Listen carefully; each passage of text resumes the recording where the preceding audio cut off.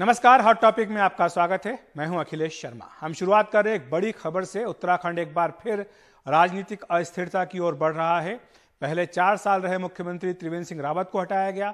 उसके बाद अब 4 महीने ही रहे मुख्यमंत्री तीरथ सिंह रावत की भी छुट्टी होने वाली है। हमें जो जानकारी मिली है सूत्रों के मुताबिक, उसके मुताबिक आज जब वो बीजेपी अध्यक्ष जगत प्रकाश नड्डा से मिले तो उसमें उन्होंने अपना इस्तीफा सौंप दिया। पार्टी अध्यक्ष से कहा कि चूंकि संविधान की धारा और आरपीए एक्ट की धारा दोनों में टकराव हो रहा है, इसलिए वो अपने पद पर नहीं बने रहना चाहते हैं। ये टकराव क्या है, ये हम आपको बताने की कोशिश करेंगे, लेकिन पहले हम आपको बता दें कि हुआ क्या है। ये जो तस्वीर आप देख रहे हैं, ये बीजेपी अध्यक्ष जेपी नड्डा के घर की हैं, जहां से वो मुलाकात करके निकल रहे हैं। करीब आधे घंटे की ये मुलाकात केवल हुई। 3 दिनों तक दिल्ली में तीरथ सिंह रावत डेरा डाल करके बैठे रहे। परसों रात को उन्होंने गृह मंत्री अमित शाह और पार्टी अध्यक्ष जेपी नड्डा से मुलाकात की थी। उसके बाद कल भी वो दिन भर अपने जो सांसद की हैसियत से मिला हुआ घर है उसमें रहे। ये महत्वपूर्ण बात मैं आपको बताना चाहता हूं कि जो सांसद की हैसियत से उनको घर मिला हुआ है वो उसमें रहे, ना कि मुख्यमंत्री की हैसियत से जो उन्हें यूके सदन में मिला हुआ घर है या जो कहें बंगला है या जो फ्लैट है या कमरा है उसमें वो नहीं रहे। उसके बजाय वो लोकसभा सांसद के तरह जो उनको मिला हुआ है उसमें वो रहे। तो ये अपने आप में एक संकेत था कि शायद उनको कह दिया गया है कि वो अब अपने पद पर नहीं रहेंगे। आपको बताएं कि इससे पहले 3 दिनों तक उत्तराखंड बीजेपी की चिंतन बैठक हुई जिसमें विस्तार से चर्चा हुई। उसमें तीरथ सिंह रावत भी मौजूद थे, लेकिन तब शायद उन्हें ना तो ये भनक लगी, ना ही उनसे कहा गया कि आपको इस्तीफा देना होगा। और ये बैठक खत्म होते ही वो दिल्ली आ गए और यहां पर डेरा डाल करके बैठ गए और यहां पर उनकी मुलाकात 2 बार बीजेपी अध्यक्ष जेपी नड्डा से हुई है। ये पूरी कहानी है क्या? दरअसल हुआ यह था कि तीरथ सिंह रावत को ऐन कुंभ के ठीक पहले जो है हटा दिया गया, ये कहते हुए कि कुंभ की व्यवस्था को लेकर के या जो तीर्थ स्थानों को लेकर के जो उनके कानून आए थे उसको लेकर के दिक्कतें हैं, परेशानी है, नाराजगी है, इसलिए उन्हें हटा दिया गया। उसके बाद एक लोकसभा सांसद तीरथ सिंह रावत को वहां की कमान सौंपी गई। इसके पीछे बड़ी वजह जो है उत्तराखंड के जाति समीकरण है, क्योंकि ठाकुर थे वो और आपने इसीलिए आपको ठाकुर मुख्यमंत्री देना था, तो इसलिए आपने ये किया। और दूसरी बात यह है कि जब ये बनाया गया उनको मुख्यमंत्री, तब पता था बीजेपी को कि 6 महीने के भीतर उन्हें संविधान के मुताबिक मंत्री जो होता है उसको विधायक बनना जरूरी होता है। लेकिन अब यह कहा गया कि चूंकि चुनाव आयोग को ये दिक्कत आ सकती है कराने में, क्योंकि विधानसभा का जो कार्यकाल है वो 1 साल से कम बचा है, इसलिए उपचुनाव नहीं हो सकता। और यही दलील जो है वो तीरथ सिंह रावत ने दी है जेपी नड्डा को, इस तरह से अपना इस्तीफा सौंप दिया। हमारे सहयोगी हिमांशु शेखर हमारे साथ जुड़ गए हैं। वो लगातार तीरथ सिंह रावत के इस दिल्ली दौरे पर करीब से नजर रखे हुए थे। हिमांशु, आज जब उनकी बातचीत हुई पत्रकारों से तो उनसे सवाल पूछा गया था कि अभी जो संसद का मानसून सत्र शुरू होने जा रहा है, आप इसमें हिस्सा लेंगे क्या, क्योंकि आपने अभी तक लोकसभा से इस्तीफा नहीं दिया है। तो इस पर जो उन्होंने जवाब दिया था वो अपने आप में एक बहुत बड़ा इशारा था, जिसमें वो कह रहे थे कि हाँ, मैं पूरे समय लोकसभा की कार्रवाई में मौजूद रहूंगा। तो एक मुख्यमंत्री आखिर लोकसभा की कार्रवाई में क्यों मौजूद रहेगा? क्या अपने आप में यह बड़ा इशारा नहीं था कि तीरथ सिंह रावत की छुट्टी हो गई है?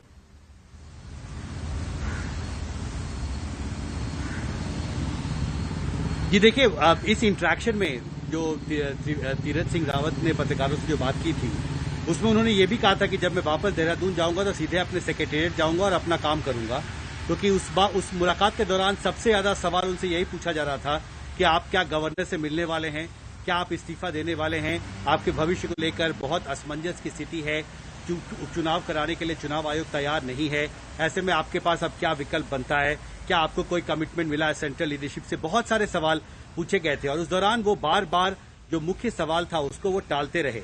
ये जरूर कहा था उन्होंने कि मैं अभी भी एक सांसद हूं और जब तक मैं सांसद के पद पर रहूंगा तो उसकी अपनी एक औपचारिकताएं होती हैं, उन औपचारिकताओं को मुझे पूरा करना होगा और इसलिए पार्लियामेंट सेशन में जब जरूरत होगी तो मैं सेशन में भी भाग लूंगा। लेकिन उसी मुलाकात के दौरान उन्होंने आखिरी समय तक वो ये कहते रहे कि मैं देहरादून में जाऊंगा और अपना कामकाज फिर से संभालूंगा, सेक्रेटेरिएट जाऊंगा, एयरपोर्ट से सीधे मैं गवर्नर से मिलने नहीं जाऊंगा। ये बात करीब 2 घंटे पहले उन्होंने कही थी। लेकिन ये भी महत्वपूर्ण है कि पिछले 3 दिन में जो वो उनकी मुलाकात हुई है, उनके करीबी सूत्रों ने बताया है कि इस दौरान कोई भी कमिटमेंट उनको सेंट्रल लीडरशिप की तरफ से नहीं मिला कि वो अपने पद पर बने रहेंगे।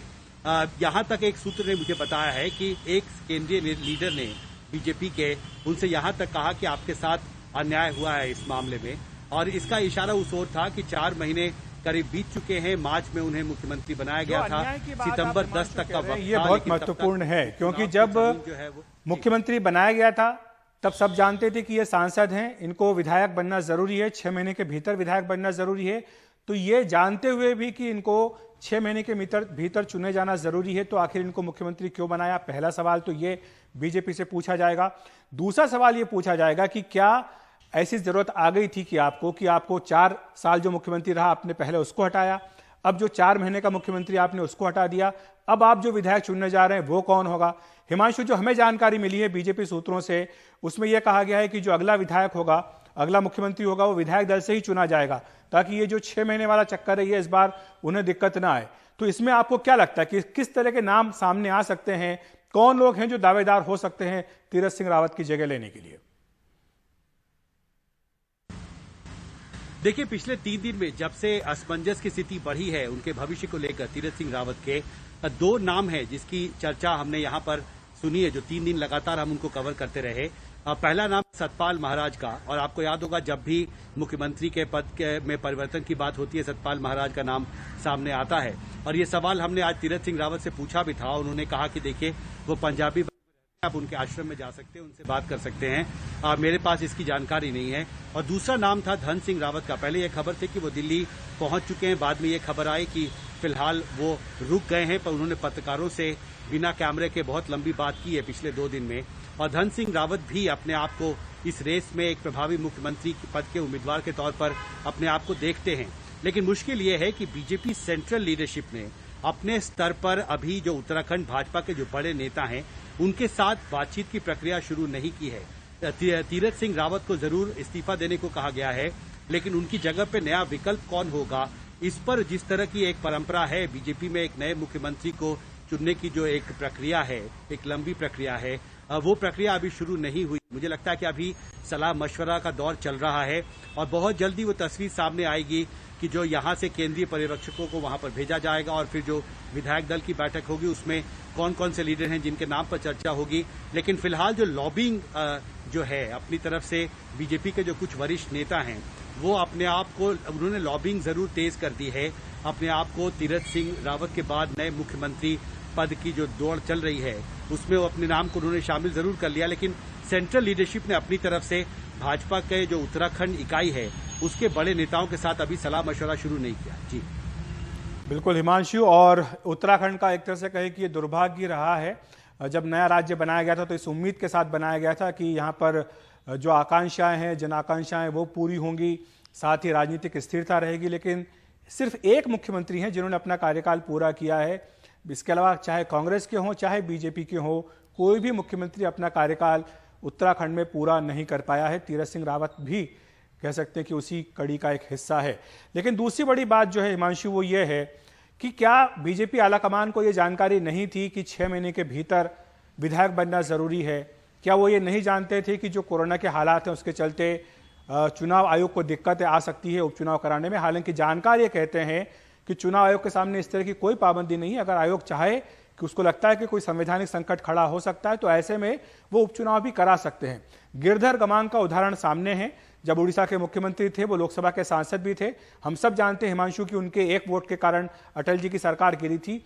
उसके बाद उड़ीसा विधानसभा का कार्यकाल 1 साल से कम था, फिर भी गिरधर गमांग के लिए उपचुनाव हुआ, उसमें वो जीत करके मुख्यमंत्री बने। उसके बाद हाल ही में कुछ महीने पहले ही महाराष्ट्र के मुख्यमंत्री उद्धव ठाकरे, उनके साथ भी यही समस्या आई कि वो विधायक नहीं थे, ना एमएलसी थे। तो वहां पर एमएलसी के जो चुनाव थे वो चुनाव आयोग ने कोरोना के चलते टाल दिए थे। लेकिन तब उद्धव ठाकरे ने पहले तो मनोनयन की बात की कैबिनेट ने कि उनको मनोनीत कर दिया जाए, तो राज्यपाल ने वो फाइल रोक ली थी। उसके बाद उद्धव ठाकरे ने पीएम नरेंद्र मोदी से यहां बात की। उसके तुरंत बाद चुनाव आयोग को राज्यपाल ने पत्र लिखा और चुनाव आयोग ने एमएलसी के जो इलेक्शन थे जो टाल दिए गए थे उनको करा लिया और इस तरह से उद्धव ठाकरे का एमएलसी बनकर के मुख्यमंत्री बने रहने का रास्ता साफ हो गया। तो क्या यहां पर तीरथ सिंह रावत के साथ भी वही नहीं हो सकता था? ये एक पहला और बड़ा सवाल है। और दूसरा सवाल कि क्या इसकी कड़ी पश्चिम बंगाल से जुड़ी हुई है? क्योंकि हम सब जानते हैं कि ममता बनर्जी अपना चुनाव हार गई और हारने के बावजूद मुख्यमंत्री हैं। जो तीरथ सिंह रावत के सामने चुनौती है कि वो 6 महीने में बनते विधायक, वही चुनौती ममता बनर्जी के सामने है। ममता बनर्जी प्रेस कॉन्फ्रेंस में कह चुकी हैं कि चुनाव आयोग को यहां पर उपचुनाव कराने चाहिए। जिस सीट पर वो भवानीपुरा से जीतती आई थी, वहां के विधायक उनके लिए इस्तीफा भी दे चुके हैं। तो ऐसे में वहां पर अगर चुनाव आयोग चाहे तो उपचुनाव करा सकता है। लेकिन क्या तीरथ सिंह रावत का इस्तीफा इसलिए लिया गया है ताकि ममता बनर्जी का चुनाव वहां पर ना हो? हालांकि यह भी एक बड़ा प्रश्न रहेगा कि आने वाले दिनों में इस पर क्या चुनाव आयोग फैसला करेगा। लेकिन उत्तराखंड के मामले में चुनाव आयोग के फैसला करने से पहले ही जिस तरह से तीरथ सिंह रावत ने इस्तीफा दे दिया है, इसको लेकर के निश्चित तौर पर बीजेपी आला कमान के ऊपर और बीजेपी के निर्णय करने की क्षमता पर और तरीके पर जरूर सवाल उठेंगे। फिलहाल वक्त एक ब्रेक का।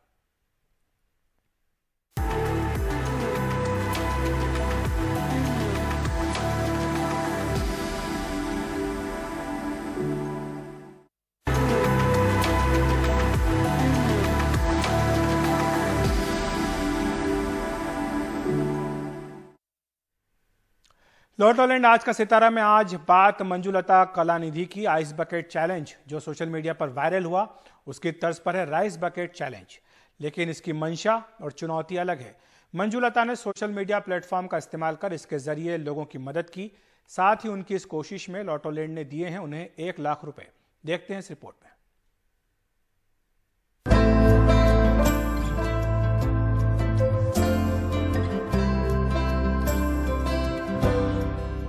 देर रात हो या सुबह सुबह, मंजुलता कलानिधि डिजिटल दुनिया के जरिए संपर्क साधने में लगी रहती हैं। राइस बकेट चैलेंज के जरिए जो लोग मदद देना चाहते हैं, वो मदद उन लोगों तक पहुंचाती हैं जिन्हें उसकी सबसे ज्यादा जरूरत होती है। मंजुलता टेक्नोलॉजी की शुक्रगुजार हैं, क्योंकि कोविड बंदिशों के बावजूद वो संसाधन जुटा पाई हैं और एक crowd funding platform donate card के साथ मिलकर इलाके में काम करने वाली गैर सरकारी संस्थाओं के जरिए उन योगदानों को बांट पाई हैं। 400 किलो चावल, 80 किलो दाल और 80 लीटर तेल भेजना।